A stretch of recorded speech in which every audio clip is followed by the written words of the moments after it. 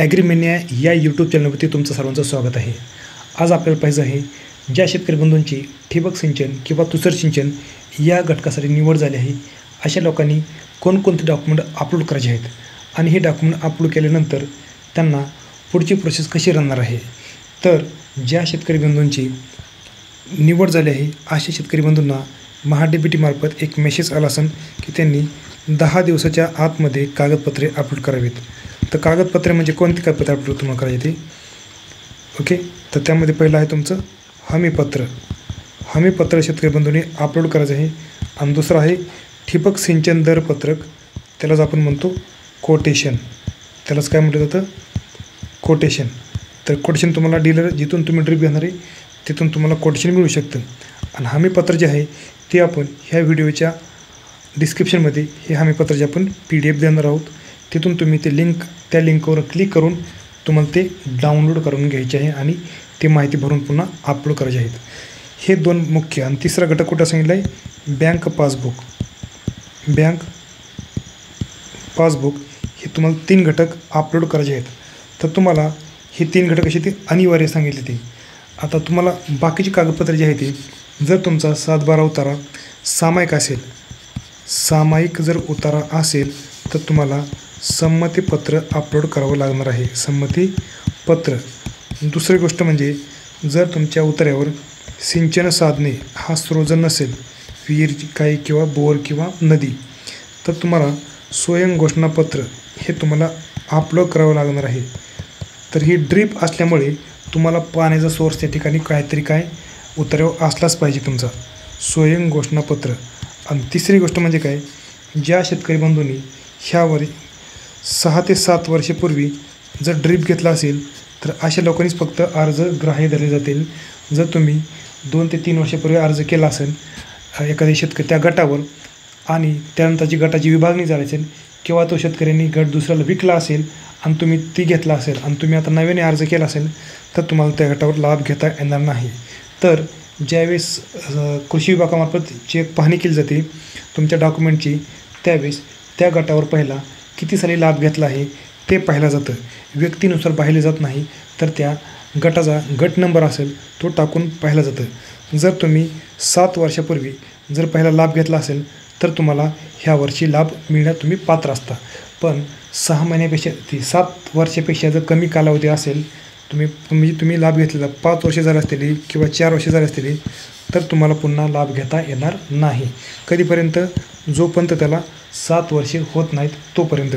7 वर्ष होऊन गेले असेल तर तुम्हाला तो लाभ घेता येतो।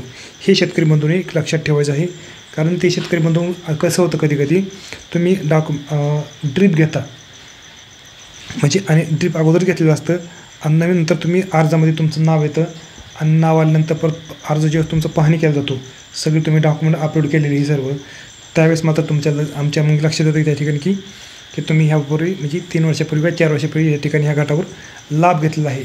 मग त्यावेळेस ते एवढं महागा मोलाचं ड्रीप घेतलं असतं आणि मोकार एवढा खर्च केलेला असतो तर तुमचा अर्ज त्या ठिकाणी मग रद्द होऊ शकतो। तर ही शेतकरी बंधूंनी काळजी घ्यायची आहे की कमीत कमी त्या गटावर 7 वर्ष तरी कमीत कमी ड्रीप केलेलं नसलं पाहिजे ओके। तर त्यानंतर म्हणजे ही महत्त्वाची डॉक्युमेंट आपण या ठिकाणी पाहणार आहे। तर हे तुमचे डॉक्युमेंट पाहिल्यानंतर सहाय्यक कृषी अधिकाऱ्यामार्फत हे सगळे डॉक्युमेंटची पाहून पूर्वसंमतीसाठी पाठवलं जातं आणि पूर्वसंमती तुम्हाला मिळाली की तुम्हाला आम्ही ड्रीप घ्या म्हणजे जे तुम्ही ड्रीप घेतलेलं असतं त्याचं बिल अपलोड करायला सांगितलं जातं। तर बिल अपलोड करताना महत्त्वाची काळजी म्हणजे काय बघा, महत्त्वाचं जे तुम्ही बिल घेणार आहे त्या बिलावर नंबर कोणता असतो, महत्त्वाचं म्हणजे बॅच नंबर असतो आणि दुसरा असतो CML नंबर हा जो कोठारे असेल जेन असेल त्यांचा सर्वांचा वेगवेगळा असतो। CML नंबर जेनचा कोणता जरी घेतला तर तो CML नंबर 1 असतो आणि कोठाऱ्याचा पाईप काढला तर ते CML त्याचा नंबर 1 असतो, परंतु बॅच नंबर हा मात्र प्रत्येकचा वेगळा असतो ओके। तर CML नंबर आणि बॅच नंबर हे तुम्हाला बिलामधला आणि ड्रीपमधला सेम असला पाहिजे। तसेच बिलावरचं दिलेलं गाव आणि तुमचं दिलेलं गाव ही सेम असलं पाहिजे। कधी कसं आपल्या एका गावात राहून दुसरीकडचं आपलं हे राहतं, जमीन राहते दुसरीकडं, त्यामुळं ज्या गावात तुम्ही अर्ज केला आहे त्याच गावात ते बिलाव नंबर आहे का आणि त्याच गावात तुम्ही ती अर्जामधलं आणि बिलामधलं बी नाव सेम असलं पाहिजे, हे तुम्हाला चेक करून घ्यायचं आहे। तर हे सर्व पाहिल्यानंतर सुपरवायझर येतात. तुमचे ड्रीप ज्या ठिकाणी तुम्ही हाताळले आहे त्यातलं चेक केलं जातं. त्या ठिकाणी आल्यानंतर बिल नंबर ते म्हणजे बॅच नंबर आणि CML नंबर बरोबर आढळला. तुम्ही रानात जे पद्धतीने तुम्ही पीक टाकले त्याच पिकामध्ये हाताळले का ते पाहिलं जातं आणि सर्व बरोबर असेल तर ते पुढं अनुदानासाठी म्हणजे पात्र आहेत तुम्ही असं भरून ते पाठवलं जातं आणि तुम्हाला अनुदान त्याचं अदा केलं जातं. तर अशा पद्धतीने तुमचं हे ठिबकचं पूर्ण प्रोसेस सगळी राहते. काय काय बघितलं आपण ठिबकमध्ये?